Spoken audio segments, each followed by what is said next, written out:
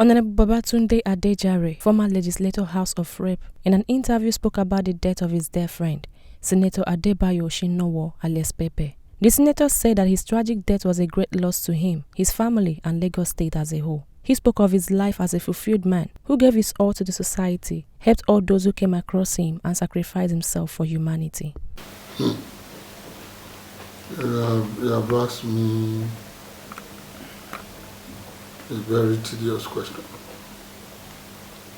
Is that, like you said, I still don't believe. I still don't believe, but I know it is reality because I spoke to the wife and she confirmed to me that it's true. I had more. There was no more. Is that it's a very devastating blow to so many of us. Not to his immediate family alone, to those of us that as his brothers, his followers, and his friends. It was so many things to so many of us. To me, I lost an advisor, I lost a mentor, I lost somebody that was always looking at my back. I was always there for me. I lost somebody I could get to at any point in time. I could get him 1 a.m., I could get him 3 a.m. I lost a person that after we both came here, he came to the Senate and I to the House of Reps. I was almost with him most of the time. This was somebody that if you were with him, anytime you were with him, you were sure to be learning one thing or the other. In fact, to me, I've never met anybody in this life that has the kind of capacity of native intelligence that the senator, distinguished senator, Sikiru Osinowo had. Yes, you told us about your relationship with him. But what kind of person, his personality, what kind of person was he when he was alive? As in, or the unknown things about him? Very nice human being. He was always thinking about others. Very simple, humble. His belief is that nobody is rich. We are all just favored by God. And as such, you must also bless people around you. He was always blessing people. He was always blessing people. Always spending money, always giving out money to people. There was a day we were coming from the Senate, we were going to his house. And the guards and all those, the guards, the sergeant at arms, all of them at the entrance of the Senate, he was giving them money. He came down with about 150,000 and he gave it all. And I told him, 150,000? Now this is too much. He said, Adejare, I have told you there is nothing you give that is too much. That he saw pains in the eyes of those people. I never intended in giving them 150,000. He shared it. He said, well, what he saw in their face and what God ministered to him was that he should help them. He said, some of them, is that money that he gave them that will make them to be proper husbands in their homes. That will make them to be able to go home happily to meet to confront their family that, okay, your father is back, I am back as the father of the house.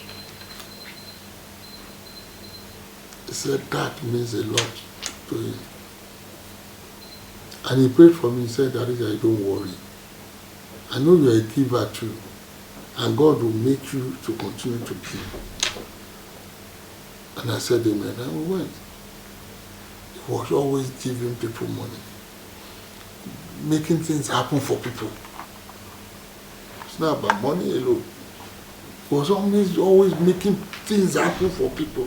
People that he knows, those he never knew from anybody, just coming to meet him. And that was the lady who bear me witness. That's this lady that I went to Mecca. And when she stayed, the cleaners there asked her. They discovered that, okay, this is a Nigerian. They asked her, do you know pepper? She said, pepper, no. Now, the person is a senator. That if you know her, if you know him, when you get back home, just make sure you help us say thank you and bless him for us. So the lady now went further. What happened? And they told her that any time my mom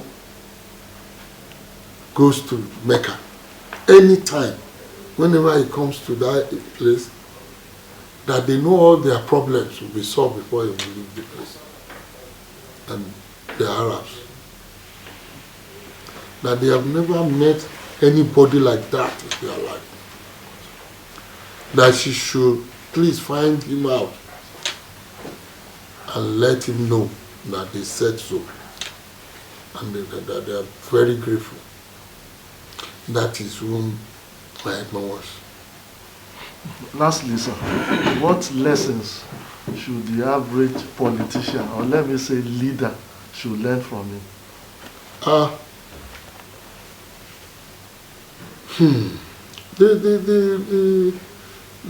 That aspect of him that I want every one of us to imbibe is his ability to always relate to his God at every time and every situation.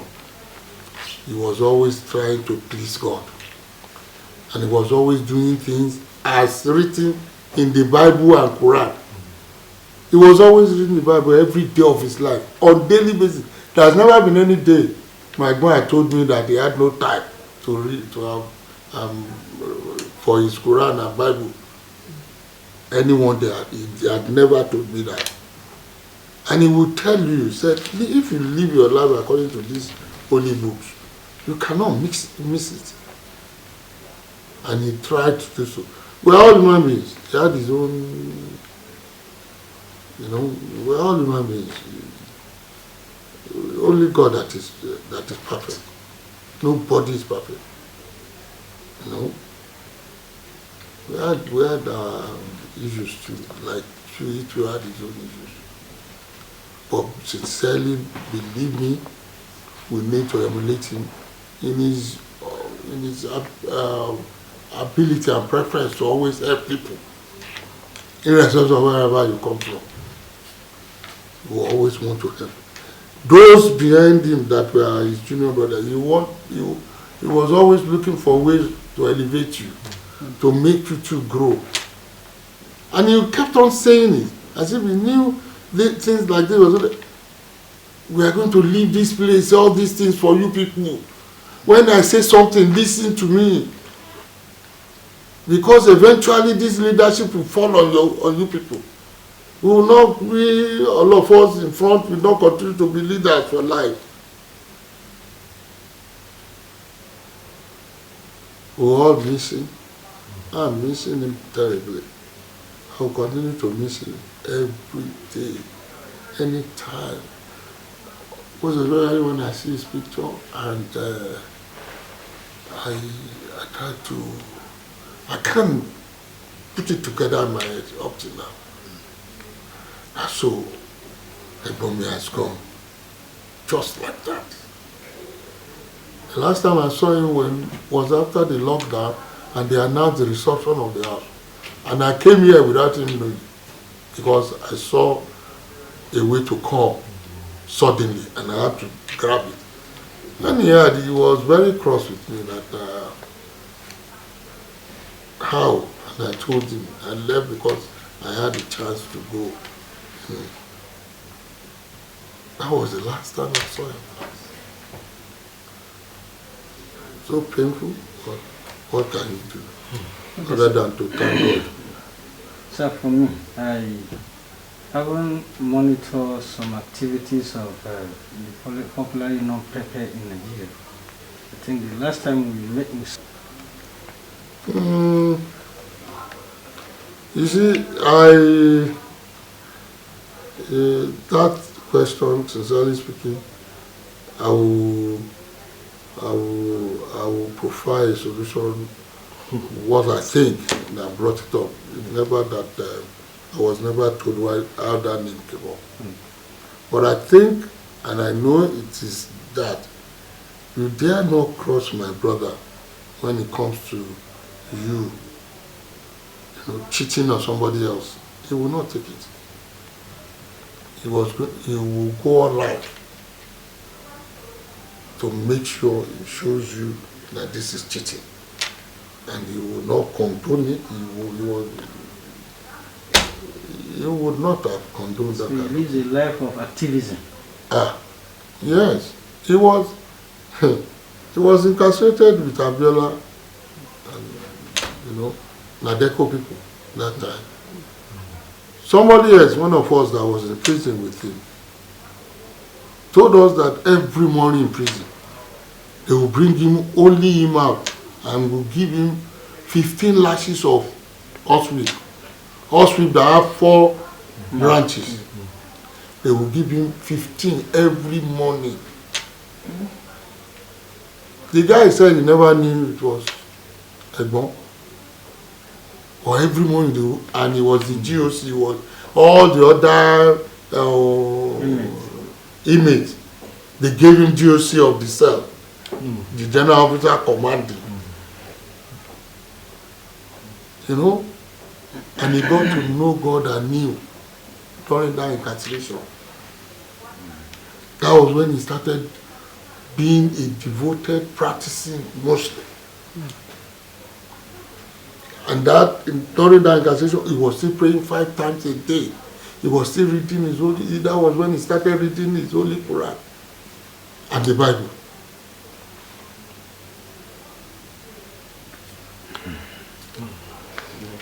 Thank you very much. Thank God.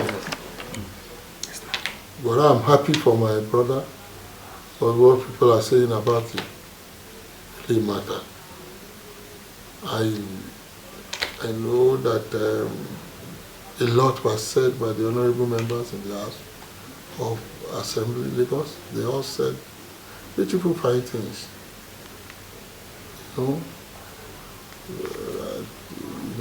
And all they said are correct about my brother. We just pray that God will make allow his soul to rest in perfect peace. And all those he left behind will live long. The wife, God will give her the fortitude to bear this irreparable loss.